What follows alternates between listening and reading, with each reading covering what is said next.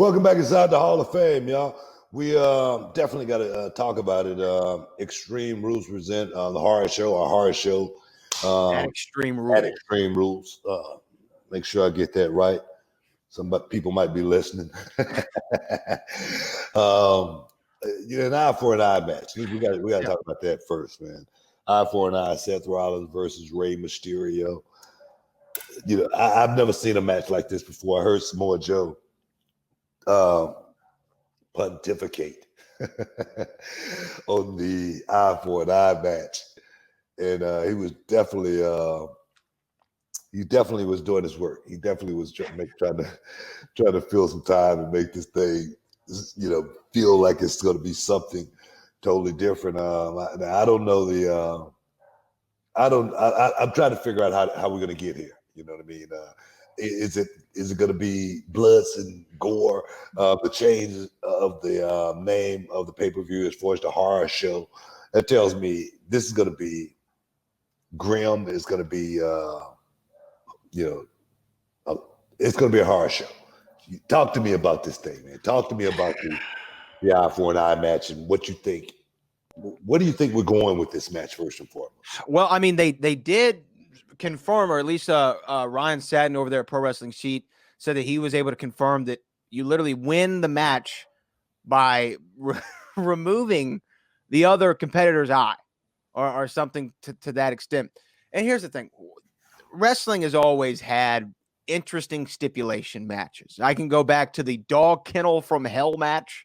I had no idea what that was going to be between Al Snow and Big Boss Man. It happened, though.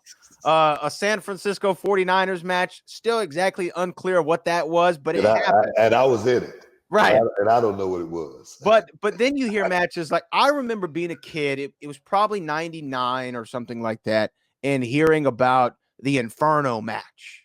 And the only way to win is by setting your opponent on fire. Well, those kind of matches happen in Japan all the time. Well, but at the time, I didn't know about these things, right? So when I'm a kid, I'm like, how are you going to set somebody on fire? How are you going to do that? And then when you see it happen, you're like, oh, okay, well, that kind of makes sense, right?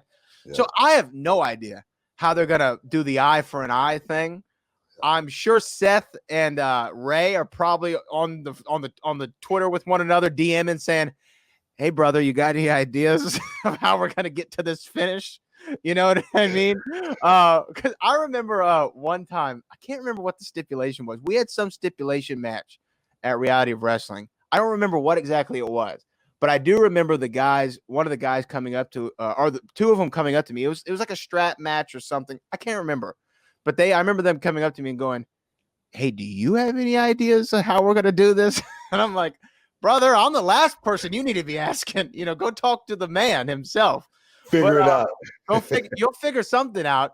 I know that you've been tasked with stipulations before. I'm sure when they came to you and said, hey, we're doing an elimination chamber. 4 of y'all going to be locked in pods. You're going to come out every couple minutes, and y'all got to make this thing entertaining. I'm sure you were like, how the hell are we going to do this? No, I wouldn't. I was thinking about, not getting hurt. I was thinking about how much how less time I could do in this match. I was trying to figure out a way, how can I hide in plain sight? You know what I mean? I'm serious. I never was a proponent of those kind of matches, man. I never looked forward to, gimmick matches. Right. One thing that Vince Russo, when he came into WCW, he was the master of the gimmick match. Every match was a gimmick match. Everybody had a gimmick. It was just craziness going on. I was always that guy that could go out and perform inside the square circle. That's what I was best at, So a match like this, eye for an eye match, it sounds like some pain has to be involved. Okay.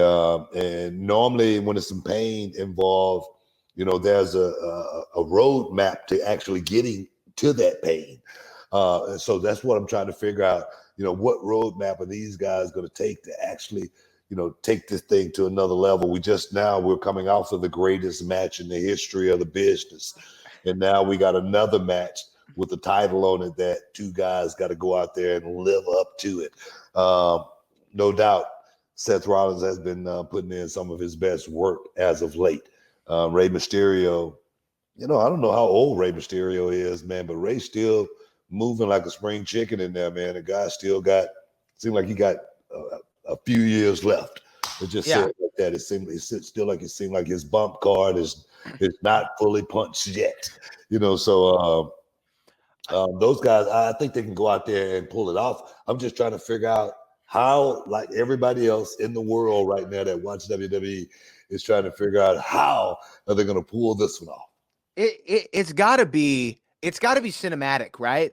Like this would be one that you got to do cinematic style, almost like Boneyard style, where you knew they were going to get buried at some point. So, maybe we shoot it like a movie. I think that they're doing another match on there, like the Wyatt Swamp match or something like that.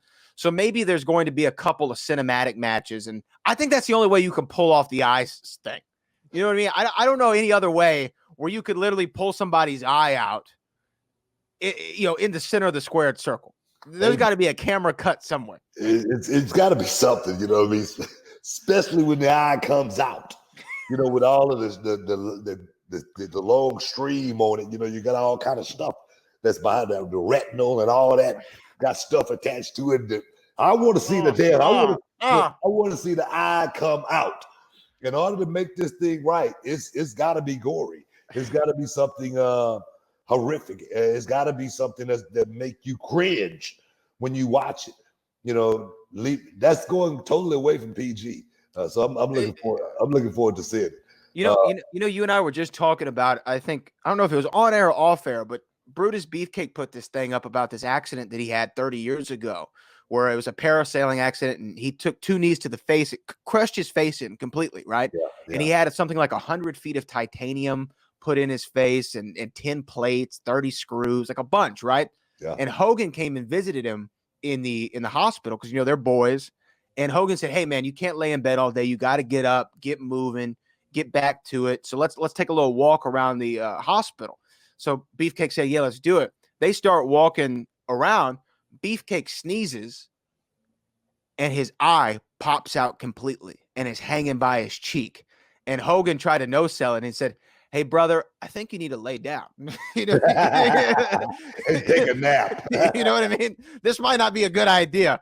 But that maybe they could do something like that. Maybe one guy sneezes and the eye comes out, and they ring the bell. I don't know what they're gonna do, man. But it's gonna be crazy. It's gonna be horrific. It's gonna be a horror show. Let's just say that. One match I'm looking forward to is for that United States Championship.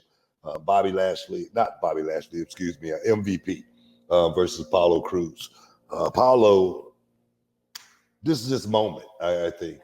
This is Apollo's perhaps one shot to go out and perform at the highest level that he possibly can go out there and perform at. He's on pay-per-view. We haven't seen Apollo on pay-per-view in quite some time, if ever. Have we? Maybe a kickoff show. I can't remember anything. Exactly. No memorable pay-per-view match. Exactly. This is Apollo's ticket, to be able to go out there and show the world exactly what he can do. I've watched Apollo perform, and there again, this guy could work. He could work his behind off. He can do anything inside the square circle. But I hope and I wish that Apollo bring his performance to the horror show and go out there and perform at a very high level with a guy like MVP. This is what I call for Apollo a test. This is the biggest test this kid is going to ever have in his career, and it's going to be whether he go out there and pass the test. And you got to wonder if he studied for this test, and you got to wonder if he knows what the test is. First and foremost, that's what I talk to my students about all the time. That every waking moment in this business, when you're in the ring, if you're not looking at it like it's a test, you're looking at it the wrong way.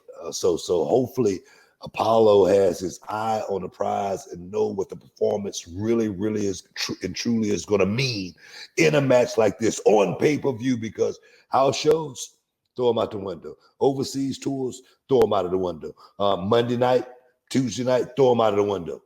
Pay-per-view, is when you got to go out there and really put in that work, and you can't hide. There's no camouflaging. There's no way you can cover it. You got to go out there and do it inside the ring. So hopefully Apollo is going to step up to the plate and go out there and shock and amaze. This guy was so over on the independent scene. People couldn't wait for him to get to WWE. So Nation.